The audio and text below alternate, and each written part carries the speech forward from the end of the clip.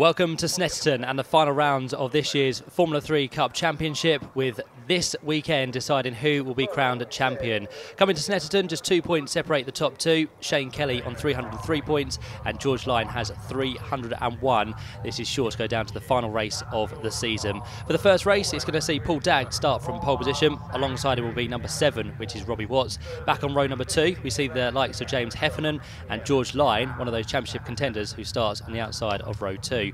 Back on row 3, the championship leader Shane Kelly is there, and alongside him will be number 73, which is Daryl Jones. So some great action to look forward to in the F3 Cup Championship.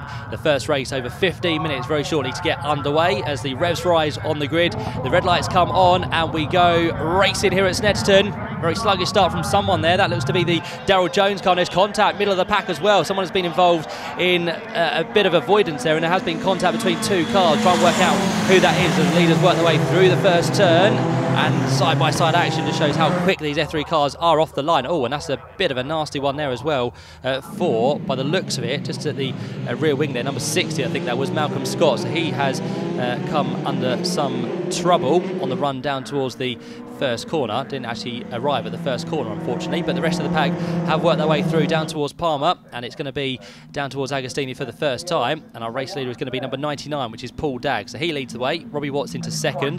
Third place then is George Lyon. Good start from the outside of row number 2. It looks like James Heffernan has slotted into 4th place, just ahead of our championship leader Shane Kelly. Runs wide, he kicks up the dust. He's going to be under attack here from a couple of cars down in towards Hamilton, but thankfully just gets back in line ahead of Stuart Wiltshire in car number 2, and Jacopo Sebastiani is in there as well at the start of this race. It's a little bit tricky out there because the weather is looking to play a part as well. It's just throwing a few drops of rain onto the circuit, and in fact we have a safety car as well at the early stage of this race. So the safety car has been deployed, I reckon, for the errant car of Malcolm Scott, which sits at the end of the pit lane. So the race officials just decided to throw the safety car to get that car removed and bring this one under caution. So everyone will have to slow down. Hopefully they'll all see the yellow flags around the circuit, which means the marshals can go to work in a safe environment. They can get the car of Malcolm Scott pushed to a place of safety, and hopefully before too much longer we can get this race back underway. The F3 Cup Championship, a short 15-minute race, so with this safety car it's not going to allow us too much time remaining, but the marshals will work as quick as they possibly can, and that's the reason for the safety car. The wheel left rear on Malcolm Scott's car has near enough come detached, making contact after they tried to avoid the Daryl Jones car, number 73, which didn't get the best of the start. So he drops down the field. Malcolm Scott is a retirement from the race, and the rest of the field come under safety car conditions here at Snetterton.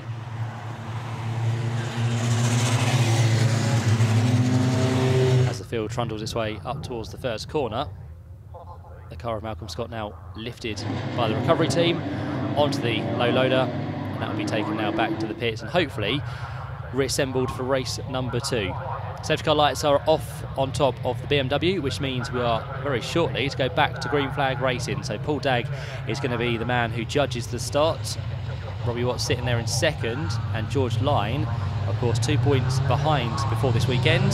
He's currently ahead of Shane Kelly, so that will put him back ahead in the championship as the F3 cars work their way along the centre straight once more, and we're back to green flag racing in this one as they head up towards Ritchie's corner. Paul Dagg has already pulled out a nice healthy lead over Robbie Watts, who is now going to feel the pressure from behind because George Lyon has made an immaculate restart in this one. Can he make a challenge up towards the right-hander at the Wilson's hairpin? Robbie Watts runs wide. George Lyon looked for an inside move there, but again it was a little bit too late to try anything, so he just backs off and keeps himself in 3rd place. 4th place and getting closer as well is the number 8 car of James Heffernan, and now we can see going through the number 4 of Jacopo Sebastiani, who has done very well this season so far, but yet to take the best result of his season, although he did pick up a win at Spa earlier on this year, so he is looking to try and take another one later on in the season. So Jacopo Sebastiani turns through just behind his teammate by the looks of it, which is Stuart Wiltshire, as they work their way through Hamilton and on towards the right-hander at Oggies, where the leaders are already through, and on towards the back straight they'll go. Paul Dagg out front, Robbie Watts there in second, and George Lyon, who sits in 3rd place. The weather conditions have just trickled away for now, looking to be getting slightly better, but of course on a autumnal day it could all change very, very quickly as the dust is now kicked up from the number 15 machine. That's Wade Eastwood. He gets back onto the track and may have just lost a place in turn there as well as they work their way through Williams. Leaders down towards the bomb hole they come. There is Shane Kelly in car number 11, our championship leader before this race, as we said. But as it stands for now, George Lyon finishing ahead. It could all change across the course of the 3 races we have this weekend at Snetterton. So pushing as quick as ever, these Formula 3 cars. In qualifying, they managed to do 142s. That's what Paul Dagg did in terms of Robbie Watts, who was down to the 143s. So let's see what their fastest lap times will be within this race. Of course, with the weather not being on that side, there may be a slightly slower than what we saw in qualifying. There you go, Shane Kelly through once more, currently sits down in 5th position. Behind him is the number 2 car of Stuart Wilkshire, as Robbie Watts in 2nd place runs slightly wide again, but that just may be the line he's going for. Because normally in these conditions, the wider you are, the more grip you tend to find, so that might be a thing on purpose for Robbie Watts. He's still having to work very hard to keep George Lyon at bay as they work their way down towards Agostini once more. Paul Dagg continuing to extend his lead now, which sits at 2.7 seconds on that previous lap. So he's looking comfortable as they work their way on towards Hamilton. Looking a little bit lower down here, you can see the lights of Jacopo Sebastiani. And the car around him is Stuart Wilkshire. And also watch out for the number 13 machine as well as Tony Bishop, who finds himself out in this race as well. So some very quick guys towards the rear of the field. We'll be trying to look and make their way through as quick as possible. One of those working his way through the field is Daryl Jones there, the man who was very sluggish off the start line and caused Malcolm Scott to lose his rear wheel, unfortunately. But Daryl Jones still within this race, finds himself now in 6th position and trying to make his way past the likes of Jacopo Sebastiani, Stuart Wilkshire in there, and also the number 11 car of Shane Kelly. So those 3 all together turn their way down in towards the bomb hole. Power along the very short straight in towards Coram Curve, and 4 cars now all as one. Any of them looking to make a move in towards Murray's. Shane Kelly is the man trying to keep them all at bay. Stuart Wilkshire sits behind in car number 2. Jacopo Sebastiani is there in the green and white machine, the kind of Petronas liveried colours. And then the man right at the back is the recovering, as we said, Daryl Jones in car number 73 as they cross the line once more. Any of them looking to dive out on the slipstream in towards the first corner. Well, Daryl Jones is going to go right around the outside line in his Formula 3 car. He goes and gets the place away. And Robbie Watts in 2nd place has lost it. The smoke settles. He gets himself back in the right direction, and Jacopo Sebastiani almost collects him in the process there. He got very late on the brakes, and one of the reasons for that could be that the weather has taken a turn for the worse, because we saw spots of rain at the hairpin there. And I think that's what has caught out Robbie Watts. So he loses a few places. I think he will rejoin as here comes down the inside line now Stuart Wilkshire to get past Shane Kelly, our championship leader. So Stuart goes through. You can still see the smoke there settling in the background from Robbie Watts' incident just a few corners ago. So he is now back on his way, but as I said, a long way down from where he should be.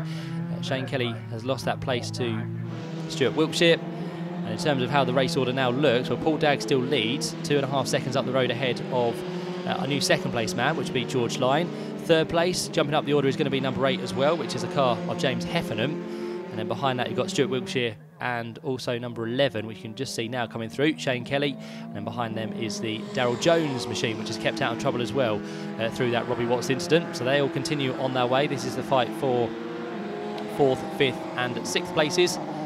A little bit of a puff of smoke there from Shane Kelly. Hopefully nothing too worrying for him before the end of this race, which is not too far away now, of course, after the safety car earlier on. We did lose quite a few minutes there, so we haven't had too many racing laps, unfortunately, but they continue on their way. Paul Dagg goes through.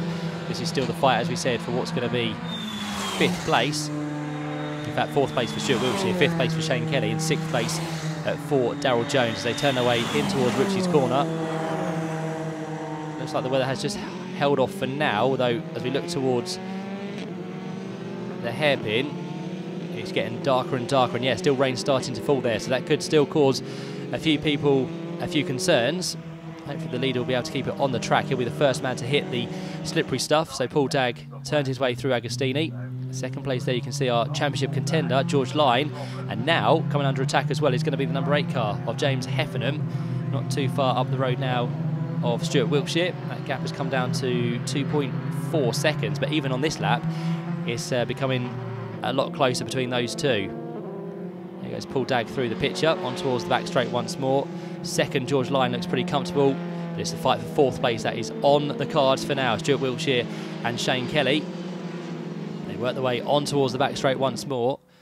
Robbie Watts has rejoined, by the way, but finds himself down in 9th position. Not quite the last runner, that being number 13, which is Tony Bishop. 2 former and still monoposto races, which find themselves in battle on many, many occasions. Down through the bomb hole again with the weather getting a little bit more trickier now. The wet stuff has surfaced here at Snetterton. You can see it more vibrant there as we watch the leaders through the right-hander at Coram. On towards the left-hander at Murray's they go once more. And still Stuart Wiltshire doing a grand job of keeping Shane Kelly at bay as they work their way now on towards the start-finish line. And the last lap has been started by number 99, Paul Dagg. He goes through. He leads George Lyon by 2.6 seconds. That should be comfortable enough on this last lap.